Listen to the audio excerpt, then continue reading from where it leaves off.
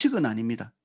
법칙은 아니지만 그리고 율례도 아닙니다. 근데 불문율적으로 유대인들이 하던 시간이 이른 새벽 아침, 그리고 여기에 제9 시는 오후 3 시인데 오후, 그리고 해지기 직전에 이렇게 3번 기도하게 돼 있었는데, 주로 사람들이 제일 많이 모이는 시간이 이 제9 시였다고 합니다. 오후 3 시가 되면 공적으로 이렇게 기도하는 기도문이 낭송된다고 이렇게 하거든요.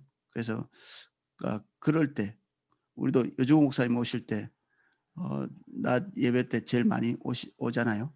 이렇게 공적으로 뭔가가 있을 때 사람들이 많이 모인 것 같습니다. 그래서 이 초기 공동체, 기독교 공동체가 유대교와 이렇게 많이 밀접한 어 관계가 있었던 걸 볼 수 있습니다. 그들이 가지고 있던 어떤 종교적인 습관을 따라 기도하고 움직였던 것들을 볼 수 있죠. 나면서 못 걷게 된 일을 사람이 메어 오니 이는 성전에 들어가는 사람들에게 구걸하기 위하여 날마다 미물이 나는 성전문에 두는 자라. 한 번도 걸어본 일이 없다. 태어나면서부터 못 걷게 됐기 때문에 모태에서부터 이미 어 걷지 못하는 자, 이런 의미를 가지고 있습니다. 그래서 그에 대해서 사람이 어떻게 뭐 할 수 있겠어요. 먹고는 살아야 되니까 성전 미문에 갖다 놓은 거죠. 우리 누가복음 살펴보면서 마을 사람들이 이 아들 청년이 죽은 그 여인에게 할 수 있었던 일이 그 청년을 장례 지내는 것 밖에 없었죠. 그 여인이 그 큰 청년을 어떻게 또 장례를 혼자 할 수 있겠어요? 당연히 도왔겠죠. 이게 인간이 할 수 있는 영역까지입니다. 인간이 지혜를 가지고 도울 수 있는 영역, 인간이 할 수 있는 영역, 그 정도죠. 성전 미문에 많은 사람들이 올라가니까 여기가 구걸하기 딱 좋죠. 종교심이 가장 고조되어 있는 그때에 구제를 해서, 이 구제하는 사람은 하나님께 플러스 점수 받아서 좋고, 이 사람은 구걸 많이 해서 좋고, 사람이 머릿속으로 생각해 낼 수 있는 제일 끝 지점, 여기 성전 미문에 갖다 두는 거죠. 성전에 여러 가지 문이 있는데 그중에 황동으로 된 이 고린도에서 그런 문을 만들었다고 하거든요. 그 황동으로 된 그 문을 만들었는데 여기에 그 "아름다운 문이다." 이런 뜻입니다, 미문이.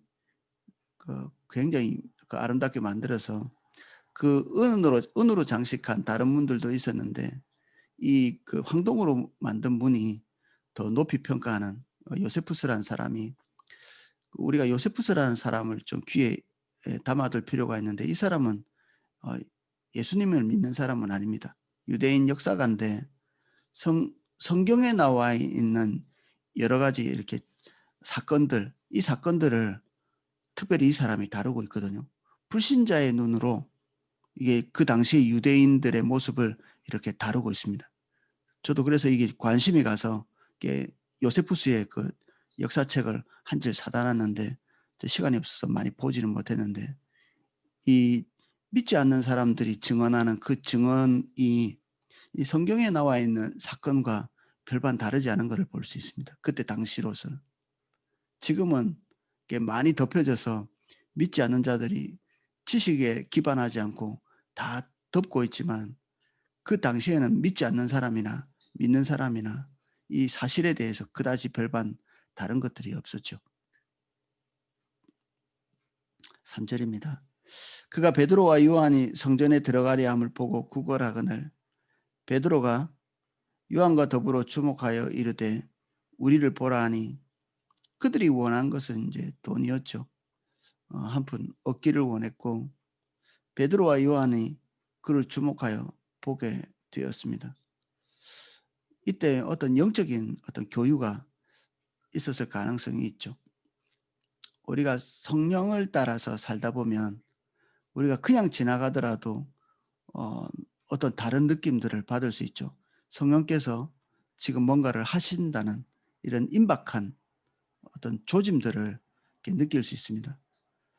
그 예전에 그 포도나무교회 전도팀에서 어떤 전도팀의 한 분이 지나가다가 어떤 할아버지와 이렇게 길을 이렇게 마주쳐서 이렇게 지나가고 있었는데, 그 할아버지가 마주쳐서 지나가서 저 멀찍이 어 이렇게 떨어졌을 때 마음속에 강렬한 어떤 충동 같은 것들을 느껴서 그 오던 길을 다시 되돌아가서 그 할아버지와 이야기하고 그 할아버지가 예수님을 영접하는 그런 일이 있었죠.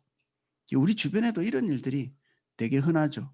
우리 믿지 않는 사람들과도 늘 가까운 곳에 접하고 있고, 어느 날 조금 다른 느낌들, 다른 생각들, 그리고 하나님께서 우리 마음에 또 다른 충동들을 일으키실 때가 있습니다.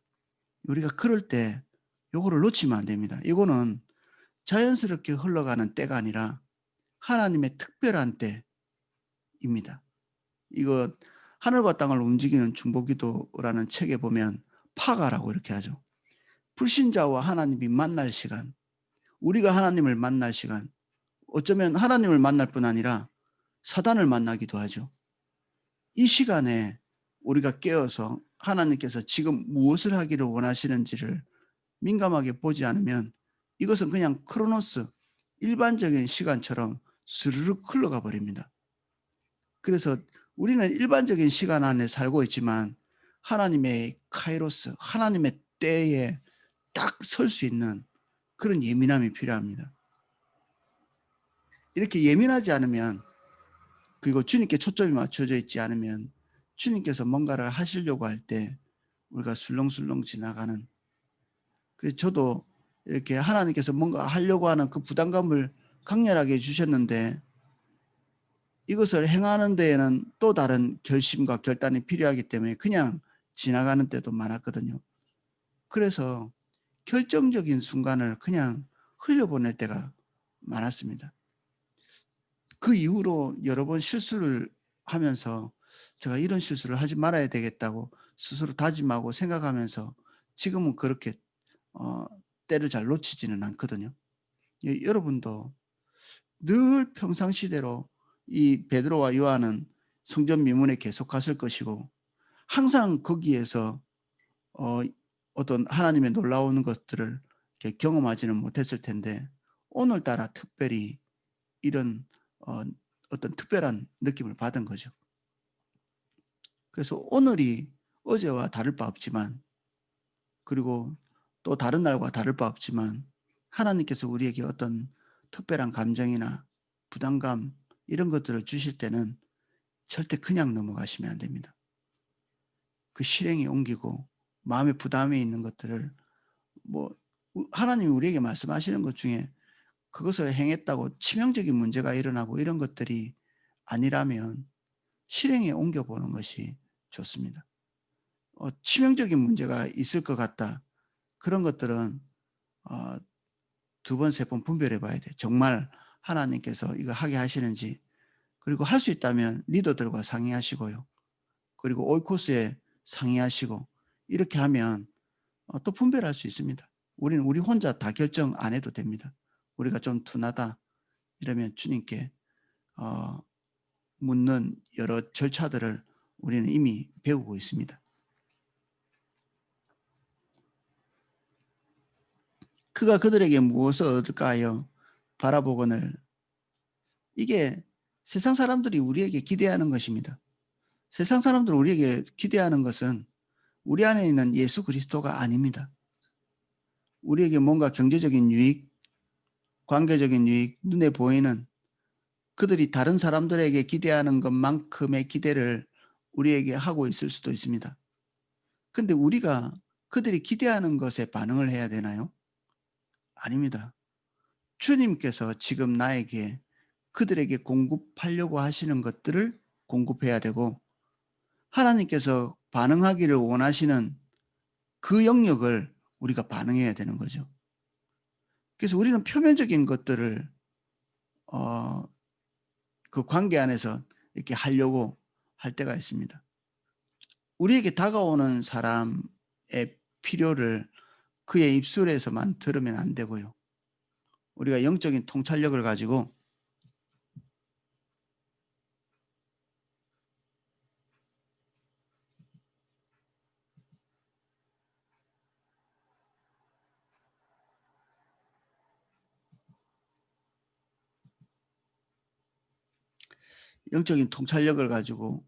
그들의 실제적 필요를 통찰할 필요가 있습니다. 돈을 달라고 하는데 정말 이 사람의 영혼에 돈이 필요한 것인가? 주님이 말씀하시면 우리는 아낌없이 줄 수 있죠. 돈이 필요하다면. 우리에게 있는데 안 줄 수는 없죠. 그런데 이들에게 진짜 필요한 것이 그게 아닐 가능성이 많습니다. 먹을 것, 입을 것, 그 육신적인 것들은 오늘날에는 국가가 더 잘 줍니다. 세금 받아 가지고. 자기 것들은 아니지만 우리는 우리 호주머니도 아끼지 않지만 우리가 주어야 될 또 다른 것들은 세상이 줄 수 없는 것들이 대부분입니다. 우리가 세상이 가진 것만큼 많이 갖지는 못했거든요. 보편적으로 볼 때. 그리고 남이 없는 것들이 있습니다. 6절 베드로가 이르되 은과 금은 내게 없거니와 내게 있는 이것을 내게 주노니 나사렛 예수 그리스도의 이름으로 일어나 걸으라. 베드로의 이 말이 우리의 정직한 고백이어야 되죠. 우리는 은과 금은 있고 나사렛 예수 그리스도의 이름이 없는 경우도 있습니다. 돈은 줄 수 있는데 예수 그리스도의 능력이나 그리고 성령의 행하심 이런 것들은 줄 수 없는 경우가 있습니다. 그러면 우리가 다시 원위치로 돌아가야 됩니다. 정말 나한테 줄게 내 호주머니에 있는 것밖에 없는가?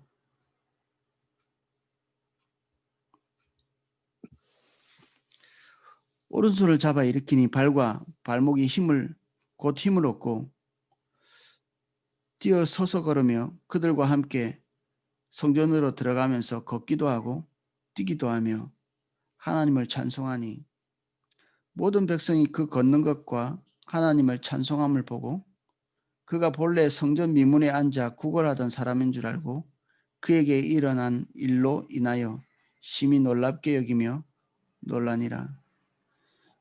우리가 그들이 구걸하는 돈 한 푼 던져줬으면 세상 사람들이 우리에게 있는 예수 그리스도를 보지는 못했을 것입니다.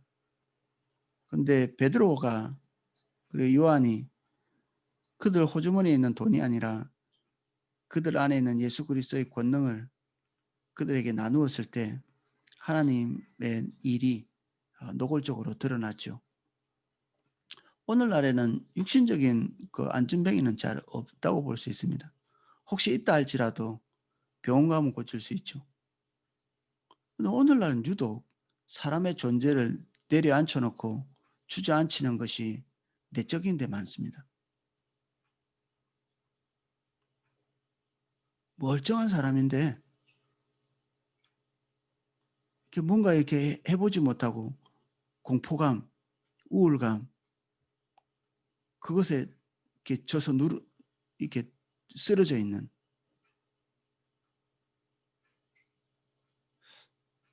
사실 저 같은 경우에는 교회 성도님들에게 이렇게 어떤 둘러 있다고도 볼 수 있잖아요.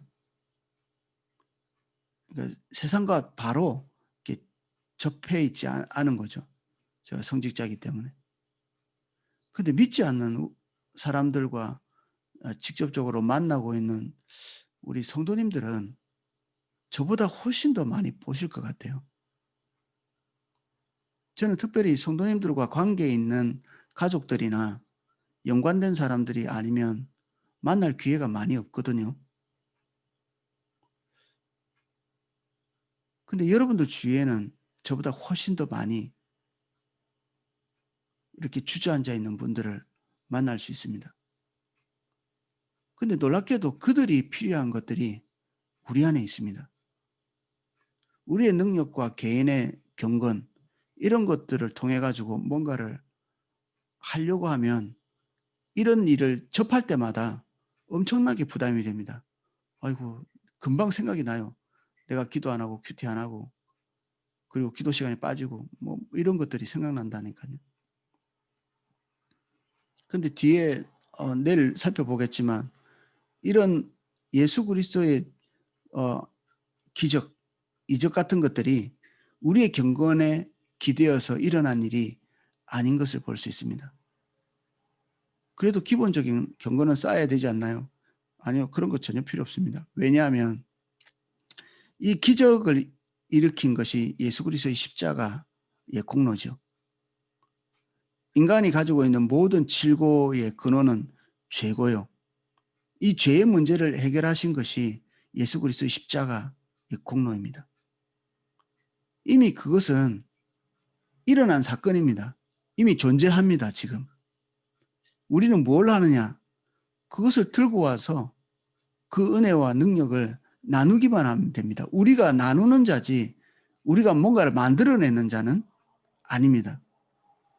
요새 택배 유명한데 택배하는 자죠. 나누는 자입니다. 그래서 우리의 경건에 그다지 기대지 않아도 하나님의 역사가 얼마든지 일어납니다. 저도 별로 기대하지 않죠. 우리 성도님들이 저를 가끔 자기와 관련돼 있는 어, 좀 심각한 문제가 있는 그런 곳에 저를 초청할 때가 있는데 가면 하나님이 특별한 일을 하실 때가 많아요. 그러면 성도님들이 아, 역시 목회자는 다르구만. 좀 이렇게 생각하시는 것 같아요. 근데 전혀 그렇지 않거든요. 제가 그런 일이 반복될 때마다 부담돼요.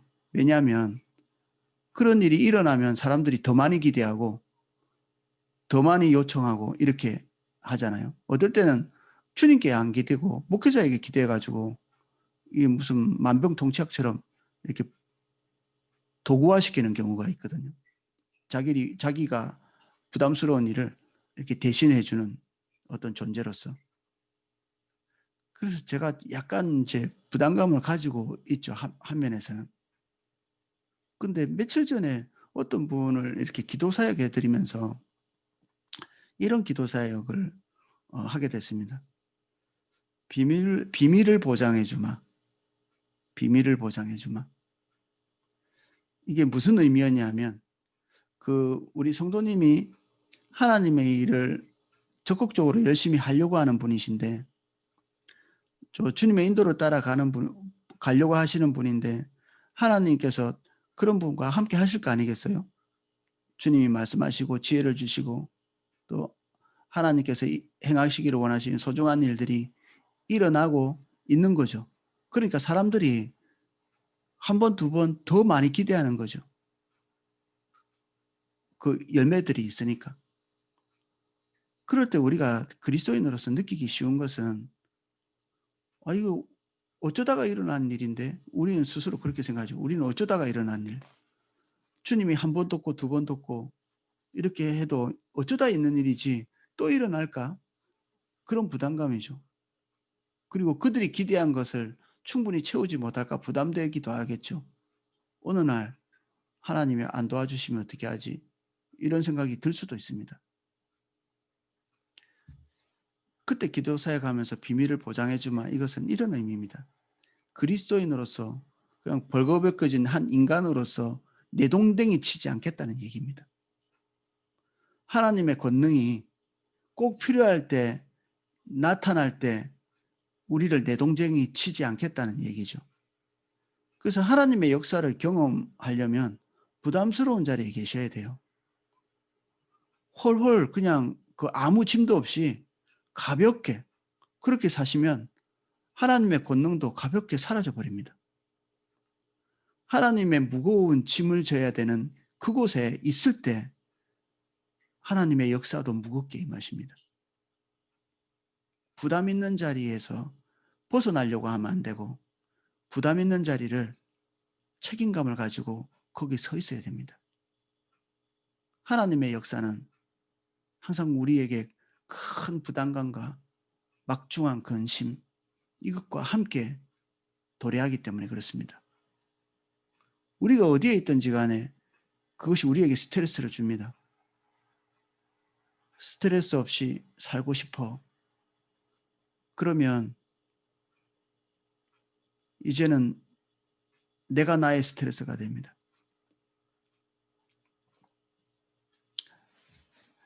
우리는 스트레스나 부담감을 줄이기 위해서 우리의 영역을 이렇게 좁히거든요. 그런데 영역을 좁혀가잖아요. 그러면 우리가 스트레스를 견딜 수 있는 능력도 같이 줄어들어갑니다. 능력과 권능, 우리가 그것을 견딜 수 있는 능력도 같이 줄어들어가요. 우리가 영역을 넓히면 하나님의 인도를 따라서 그 부담스러운 곳으로 나가잖아요. 그러면 하나님께서 우리에게 주신 은혜도 같이 늘어나게 되어 있습니다. 그러니까 우리가 느끼는 그 고통의 양이 줄어들지는 않습니다. 당장에는 편하겠죠. 당장에는. 아유, 홀가분해. 절대로 홀가분하지 않습니다. 제가 우리 성도님들 관찰해 보면 여전도 회장, 남전도 회장, 그리고 오이코스 리더 이런 거 1년 하고 탁 벗어놓고 나서 되게 홀가분하게 사실 것 같은데 10배나 더 무거운 짐을 지고 사십니다. 그동안 하나님께서 면제시켜줬던 아들 문제, 딸 문제, 개인의 문제, 남편 문제, 돈 문제, 건강 문제 이런 것이 이제 면제되지 않고 그대로 그냥 자기에게 쏟아져 들어가는 거죠. 협박하는 것처럼 보이는 것이 아닐까 봐 걱정인데 제가 임상적으로 그냥 본 것입니다. 베드로가 성전 미문에서 이 사람을 보고 부담을 느끼고 그냥 지나갔으면 이날 아무 일도 일어나지 않습니다. 그렇다고 베드로와 요한이 아무 일 없이 그냥 그 평온하게 살아갈 수 있었을까? 그렇지 않죠. 이 사건 때문에 사실은 뒤에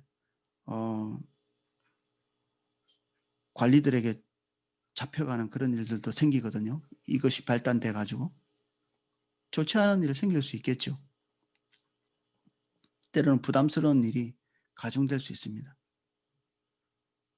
근데 피해가면 안 됩니다.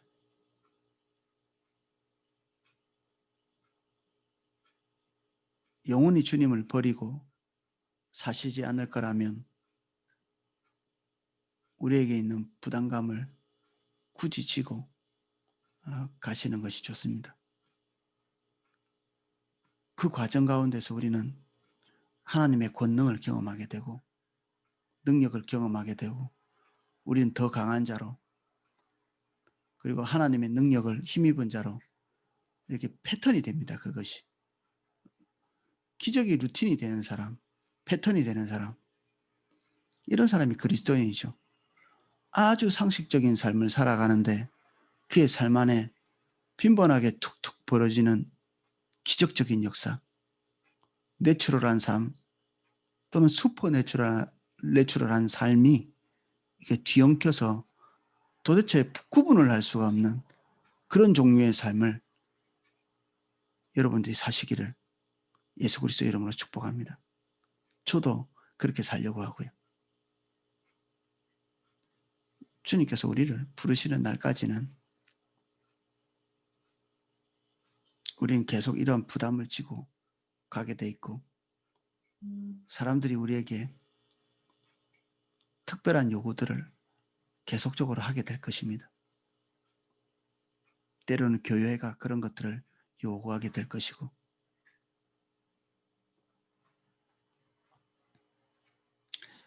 교회도 우리 성도님 한 분 한 분에게 계속 뭔가를 요구하죠.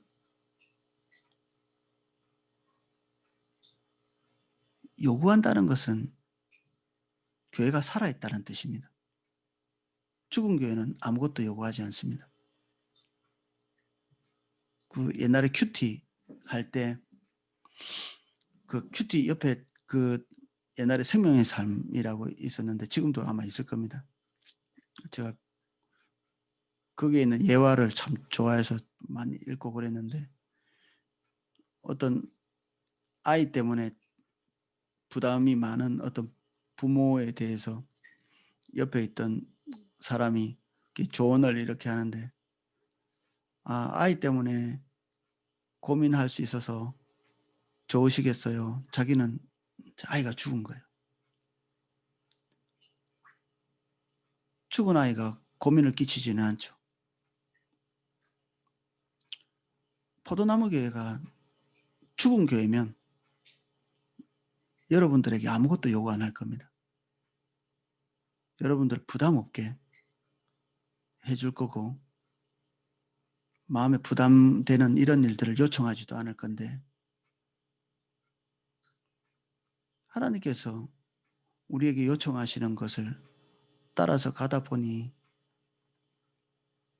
교회 전체가 지고 있는 그 짐과 부담이 있고요. 그리고 그 짐을 교회의 한 부분인 여러분들에게 지속적으로 요청하죠. 이것만 넘어가면 없어질 거냐? 절대 그렇지 않을 겁니다. 교회가 죽지 않는 한, 여러분들이 포도나무 교회 교인이 되어 있는 한, 이걸 싫다고 이렇게 벗어나지 않는 한, 저는 제가 죽는 날까지 계속 이 부담스러운 요청들이 계속될 것을 저는 믿습니다. 근데 그 부담에 대해서 저는 매일 새롭게 반응합니다.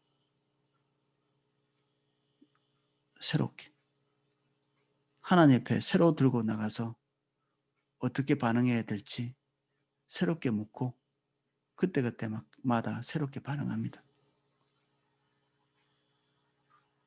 제가 교회의 요구에 대해서 한 번도 뒤로 내팽개친 적이 없었던 것 같아요. 그중에는 아마 여러분들은 엄두도 못 낼 것들을 몇 번씩 했습니다.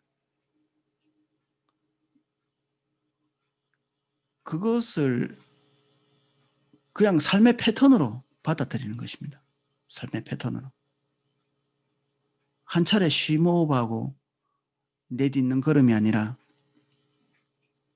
이것이 그냥 삶의 일부분으로 받아들여지는, 죽는 날까지 계속 그 부담감을 지는 거죠. 그것을 지고 나면 하나님께서 우리에게 친밀함을 더욱 열어가십니다. 친밀함 말하지만 부담감을 떨쳐내는 자에게는 친밀함은 없습니다. 무슨 친밀함이 있겠습니까? 하나님의 어떤 소원, 욕구, 그리고 관심사, 이것을 같이 나누는 자와 주님이 가까이 가시겠습니까? 아니면 외면하고 관심 없는 자에게 주님께서 더 가까이 하시겠어요? 이거는 뭐 영적인 원리도 아닙니다. 굉장히 자연스러운 부분이지. 우리 삼사교구 모든 성도님들은 주님의 부담, 욕구, 관심사, 그리고 이것이 가시적으로 분명히 보일 때도 있고 때로는 너무나 예민하게 촉각이 곤두서 있어야만 알 수 있는 것도 있는데, 이 둘 다 우리가 놓치지 않기를 예수님 이름으로 축복합니다. 기도하겠습니다. 주님, 주님 우리의 내면으로 말씀하시는 그 음성을 듣게 해주십시오. 오늘도 우리는 하나님으로부터 부담스러운 것을 요청받습니다. 믿지 않는 사람으로부터, 때로는 교회로부터 받는 그 부담스러운 요청에 대하여 우리가 반응할 수 있도록 도와주십시오. 우리 안에 있는 성령을 근심케 하는 방향의 결정들을 반복하지 않도록 도와주십시오. 성령을 기쁘시게 하는 결정을 하는 것이 우리에게 반복되게 도와주십시오. 불순종이 습성이 되지 않고 순종이 습관이 될 수 있도록,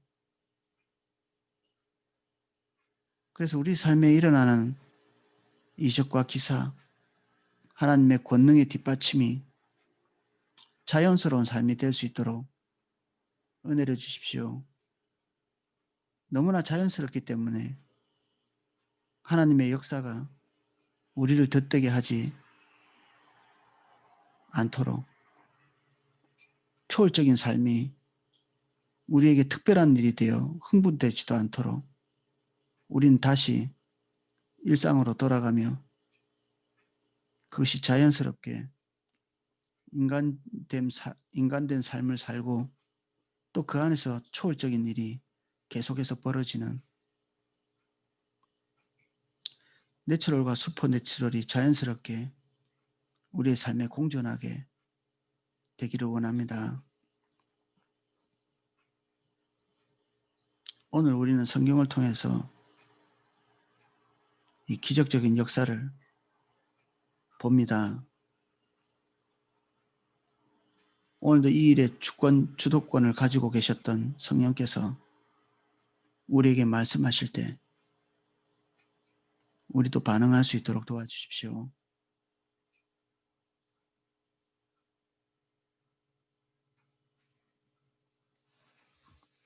이제는 주 예수 그리스도의 은혜와 성부 하나님의 사랑과 성령님의 감화 감동, 은혜 주시는 것, 그리고 예수 그리스도의 복음을 강력히 뒷받침하시는 성령님의 모든 후원과 뒷받침들,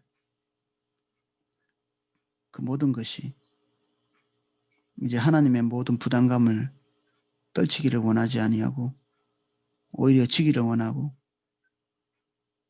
그리고 우리의 크고 작은 이 부담들을 능히 하나님의 관점으로 대체하기를 원하는 우리 삼사교구 모든 성도님들, 그리고 함께 이 주님의 얼굴을 구하는 모든 분들 삶과 가정 위에 그 은혜가 넘치게 기름 부어지기를 축원하옵나이다.